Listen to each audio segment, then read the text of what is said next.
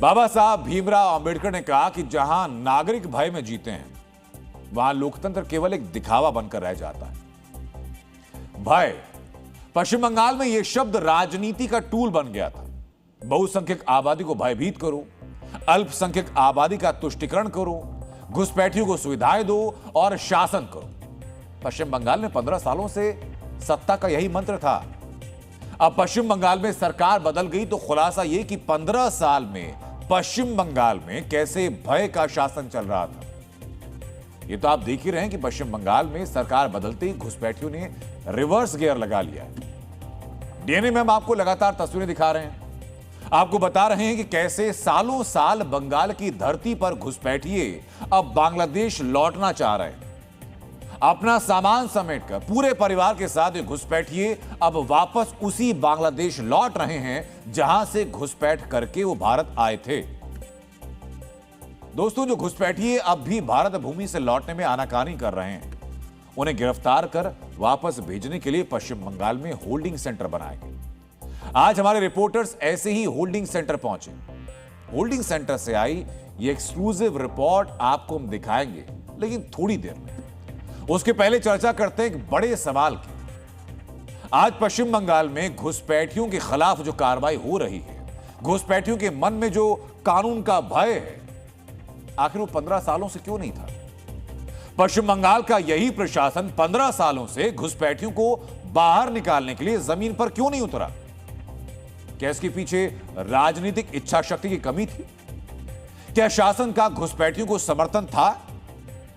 क्या किसी खास उद्देश्य से घुसपैठियों को पश्चिम बंगाल में रहने के लिए संरक्षण दिया गया? अब सुनिए जरा कि पश्चिम बंगाल की मंत्री अग्निमित्रा पॉल क्या कह रही है। अग्निमित्रा पॉल के बयान का हर शब्द आपको बहुत ध्यान से सुनना चाहिए। बांग्लादेशी को ममता बनर्जी और TMC party Aadhaar card, voter card, PAN card, ration card सब बना दिए थे। आओ आओ, इधर आओ, बैठो, हमारा राज्य में थोड़ा वोट दो, थोड़ा सा बॉम्बिंग करो, थोड़ा सा हिंदू लोग को डराओ। तो 15 साल तो लक्ष्मीर भंडार मिला है, बाकी सब गवर्नमेंट का सब जो ये है सुविधा है वो मिला है। आप अगर अपने से नहीं जाएंगे, आप लोग अगर कायदे से नहीं निकलेंगे देश से, तो हम लोग जो डिटेंशन सेंटर वो उसको बनाया जा रहा है उसमें हम लोग रखेंगे। आचार्य चाणक्य ने कहा कि राजा का कर्तव्य प्रजा को भय मुक्त रखना है। भयभीत प्रजा राज्य को कमजोर कर देती है। अग्निमित्रा पॉल जो कुछ भी कह रही हैं वो बेहद गंभीर है। पश्चिम बंगाल में शासक वर्ग प्रजा को भयमुक्त नहीं बल्कि भयभीत रख रहा था। घुसपैठियों को आधार कार्ड, घुसपैठियों को राशन कार्ड और दूसरी मूलभूत सुविधाओं से नवाजा जा रहा था। यह सिर्फ उनके वोट के लिए नहीं था, यह बहुसंख्यक समाज को भयभीत करने के लिए हो रहा था, उसको डराने के लिए हो रहा था। आप समझिए जरा, घुसपैठिए टीएमसी के लिए सत्ता का टूल बन चुके थे। उनका एक मुश्त वोट उनकी चुनावी जीत की गारंटी बन चुके थे। वहीं घुसपैठियों के दम पर बहुसंख्यकों को भयभीत करना, उनकी आवाज और राजनीतिक प्राथमिकताओं को दबाया जा रहा था। मित्रों, एनिमल फार्म और 1984 जैसी विश्व प्रसिद्ध पुस्तकों के लेखक जॉर्ज ऑरवेल ने कहा कि सत्ता जब भय पैदा करने लगती है तब स्वतंत्रता धीरे धीरे समाप्त होने लगती है।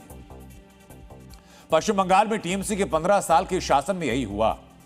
सत्ता ने घुसपैठियों के सहारे बहुसंख्यक आबादी को भयभीत किया, उनकी आजादी सीमित कर दी गई। और ये सिर्फ आरोप नहीं है, पश्चिम बंगाल में टीएमसी के शासन में जो कुछ हुआ वो इसका साक्ष्य है।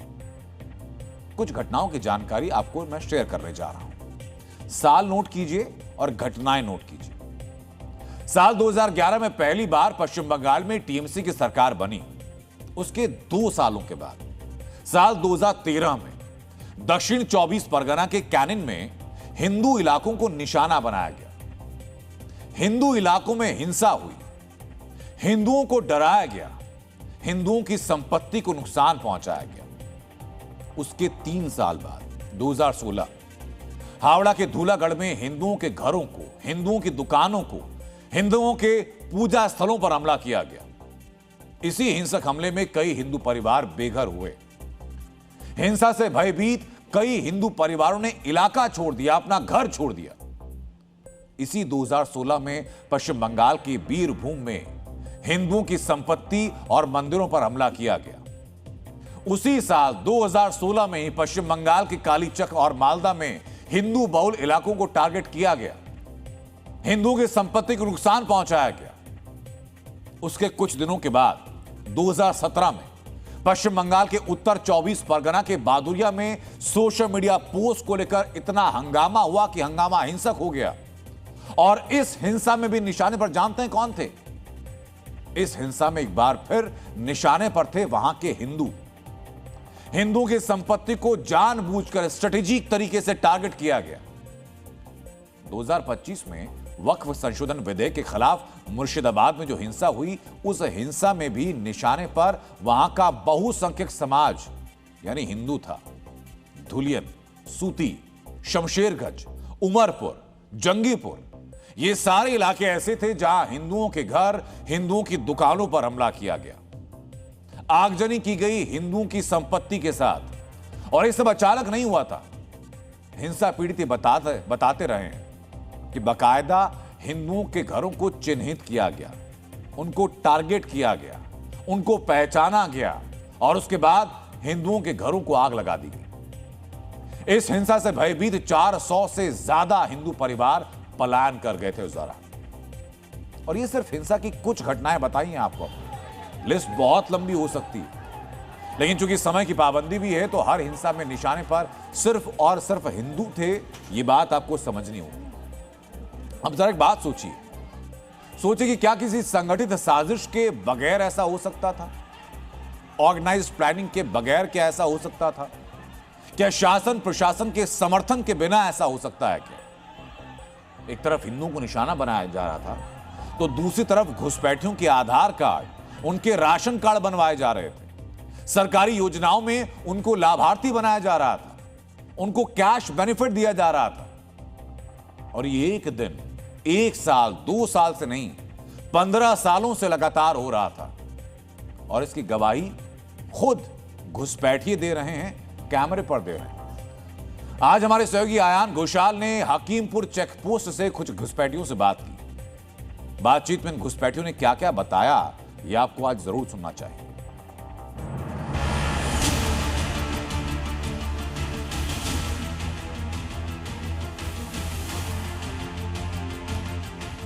বিরাটি में रहते थे कितने सालों से? कब एसेছিলেন? लॉकडाउन मास्क उतारिए, अपने मास्क उतारिए। हाँ हाँ, मास्क नहीं उतरेगा। क्यों? हाँ शर्म आता है? हाँ हाँ, লজ্জা করছে যা ঢুকলেন ভারতবর্ষে, লজ্জা করেনি? তখন লজ্জা করিনি যে ভারতবর্ষে शर्म नहीं आया? अभी शर्म आ रहा है मुंह दिखाने में? हाँ हाँ अच्छा, कब आए थे? लॉकडाउन में? हाँ, आप क्या करते हैं यहाँ पे? जो बिल्डिंग का काम होता है वही काम करता है। दलाल को 4 बंदे मिलकर 3000 रुपया दिया था। खुलना के निवासी है, यहाँ पे लॉकडाउन के समय आया था क्योंकि बांग्लादेश में करने लायक कोई काम बचा नहीं था। तो कोलकाता कोথায় था? কলকাতা হাওড়া গোবরডাঙ্গা। कोलकाता हावड़ा, कोलकाता में हावड़ा में रहते थे। कितने सालों से, কত বছর আগে? এই তো এই ভোটের কয়েকদিন আগে এসেছিলাম, আমার ছেলে পড়ে গেছিল, বুকে ব্লাড জমেছিল হাড়ে, তা আমার ट्रीटमेंट करवाने के लिए आए थे? हाँ हाँ जब ट्रीटमेंट करवाने के लिए आए थे तो आपके पास तो पासपोर्ट वीजा तो होगा? না না চুরাইতে गैर कानूनी तरीके से आए थे। তা अलिया बेगम ये जशोर के निवासी है, बांग्लादेश के। अपनी बेटी के इलाज के लिए इंडिया आए तो थे। इसके पास ना तो पासपोर्ट है, ना तो वीजा है और ना ही कोई मेडिकल कागजात। দালাল কে কত পয়সা? না দালালে কোনো পয়সা করে দেয়নি, সেখন অল্প বয়সে এলাম তো, ছোটবেলায় বছর আগে এসেছিলেন? 3 বছর হয়ে যাচ্ছে। কাউকে পয়সা না দিয়ে নিজেই বর্ডার পার করে নিজে বর্ডার পাড়ি এসে উঠে ठीक है, अपने आप खालिदा बीबी ने अपने आप बॉर्डर पार कर लिया। इसको तो दलाल की जरूरत भी नहीं पड़ी। और इतनी हिम्मतवर है कि वो खुद यहाँ पे जो फेंसिंग है, उस फेंसिंग को रात के अंधेरे में क्रॉस किया और भारत इंडिया वहां पे घुसाए। गवाही सुनिए आपने। राष्ट्रपिता महात्मा गांधी ने कहा है कि भय से प्राप्त किया गया शासन स्थायी नहीं होता। सच्चा शासन विश्वास और नैतिकता पर टिकता है। पश्चिम बंगाल में टीएमसी का शासन विश्वास और नैतिकता पर नहीं बल्कि भय की बुनियाद पर टिका हुआ था, घुसपैठियों के तुष्टीकरण पर टिका हुआ था। और भय और तुष्टीकरण का यह मिश्रण ऐसा कि आरोपी और घुसपैठियों और एक वर्ग विशेष को मनमानी की आजादी थी, लेकिन हिंदुओं को अपने त्योहार मनाने के लिए कोर्ट जाना पड़ता था। और आपको याद होगा दर्शकों ये बात, 2016-2017 में मुहर्रम के लिए विजयदशमी के कार्यक्रम को पश्चिम बंगाल में बैन कर दिया गया था। हाई कोर्ट के आदेश के बाद मां दुर्गा के भक्तों को विसर्जन की परमिशन मिल पाई थी। और इसी साल पश्चिम बंगाल के बीरभूम के कांगला पहाड़ी जैसे कुछ गांवों में पूजा रद्द कर दी गई। हिंदू संगठनों को अपनी आस्था के लिए फिर कोर्ट जाना पड़ा था। टीएमसी शासन में रामनवमी और हनुमान जयंती के जुलूस पर बार बार प्रतिबंध लगाया गया। जुलूस का मार्ग सीमित किया गया और ये एक साल नहीं, 2017, 2023, 2024 लगातार कई सालों तक हुआ। 2024 में तो सीएम ममता बनर्जी ने रामनवमी पर हिंसा तक की चेतावनी दी थी। अब सोचिए जरा, हर पाबंदी, हर बैन सिर्फ और सिर्फ हिंदू समाज पर। कभी किसी और धार्मिक त्योहार पर पाबंदी नहीं लगी, कभी किसी और त्योहार पर रोक टोक नहीं लगी। घुसपैठियों को सारी सुविधाएं दी गई। तो आप जानते हैं ऐसा क्यों था? क्योंकि घुसपैठिए बहुसंख्यकों को यानी हिंदुओं को डराने का टूल थे। इन हिंसक घुसपैठियों का राजनीतिक इस्तेमाल करके भय का माहौल बनाया गया और बहुसंख्यकों को डरा करके पश्चिम बंगाल में सत्ता तंत्र पर कब्जा किया गया। अमेरिका के 26वें राष्ट्रपति थियोडोर रूजवेल्ट ने कहा कि हर राष्ट्र को यह अधिकार है कि वह राष्ट्र तय करे कि उसकी सीमाओं में कौन और किन नियमों के तहत प्रवेश करेगा। पश्चिम बंगाल में सरकार बदलने के बाद अब यही हो भी रहा है। इसका नतीजा सामने है। घुसपैठिए कानून के डर से वापस उनके अपने देश, उनके मूल में बांग्लादेश में लौट रहे हैं। बॉर्डर पर जमा हुए बांग्लादेशियों को रखने के लिए अब पश्चिम बंगाल के 11 जिलों में होल्डिंग सेंटर बना दिए गए। इन होल्डिंग सेंटर में फिलहाल 386 बांग्लादेशी घुसपैठियों को रखा गया है। बशीरहाट में सबसे ज्यादा 335 घुसपैठियों को रखा गया। मित्रों, जिन होल्डिंग सेंटर्स में घुसपैठियों को रखा गया वहां सुरक्षा के पूरे इंतजाम किए गए। बसीरहाट में ऐसे ही एक होल्डिंग सेंटर पर हमारी सहयोगी पियाली मित्रा पहुंची हैं। आपको पियाली की ये रिपोर्ट देखनी चाहिए। मैं आपको ये तस्वीरें दिखा दूं। ये बशीरहाट डिस्ट्रिक्ट में है। बशीरहाट के स्वरूप नगर एलिया तेतुलिया वहाँ की ये तस्वीरें हैं होल्डिंग सेंटर का। सबसे ज़्यादा इस वक्त जो होल्डिंग सेंटर में जो अवैध तरीके से भारत में रहने वाले बांग्लादेशी नागरिक है, बशीरहाट डिस्ट्रिक्ट में सबसे ज़्यादा होल्डिंग सेंटर में ये बांग्लादेशी अभी रह रहे हैं। इनमें बशीरहाट डिस्ट्रिक्ट में कुल मिला के 3 ऐसा होल्डिंग सेंटर है, जिनमें से एक की तस्वीर आपको दिखा रहे हैं। सरकार की तरफ से ये जो स्ट्रिक्ट पॉलिसी लिया गया है, उसके बाद ही जो बांग्लादेशी नागरिक है वो चेक पोस्ट आए थे। फिलहाल वो चेक पोस्ट से उनको ले आके इस जो होल्डिंग सेंटर पे है, सेंटर है, वहाँ पे रखा गया है। जब तक ये पूरी तरह से जो डिपोर्ट का प्रोसीड्योर ना कंप्लीट हो, यहाँ पे ये लोग रहेंगे। आप देख सकते हैं पुलिस की कंप्लीट जो निगरानी में है ये लोग, और इनके तरफ से, पुलिस की तरफ से इनकी जो डॉक्यूमेंटेशन वो कंप्लीट किया जाएगा। मतलब कितने सालों से ये लोग यहाँ पे रह रहे हैं, कहाँ पे रहते थे, इनके पास कौन कौन से भारतीय डॉक्यूमेंट्स है, और या इनके खिलाफ कोई क्रिमिनल एंटीसीडेंट है कि नहीं, मतलब किसी तरह से कोई क्राइम करके ये देश छोड़ने की कोशिश तो नहीं कर रहा है। तो ये सारे चीज़ों जो है ये वेरीफाई किया जाएगा, और उसके बाद जो जब तक डिपोर्टेशन का जो प्रोसीडियर है वो कंप्लीट नहीं होता है, तब तक उनको यहाँ रखा जाएगा। मित्रों, जरा समझिए कि कानून वही है, प्रशासन वही है, बदली है तो सिर्फ सरकार बदली है। उस सरकार बदलने के बाद सत्ता तंत्र की नियत, और इसलिए अब जमीन पर एक्शन हो रहा है। कभी बहुसंख्यकों को भयभीत करने वाले घुसपैठिए अब कानून के डर से भारत छोड़ रहे हैं। मित्रों, यही पश्चिम बंगाल में ममता और शुभेंदु शासन के मॉडल का फर्क है।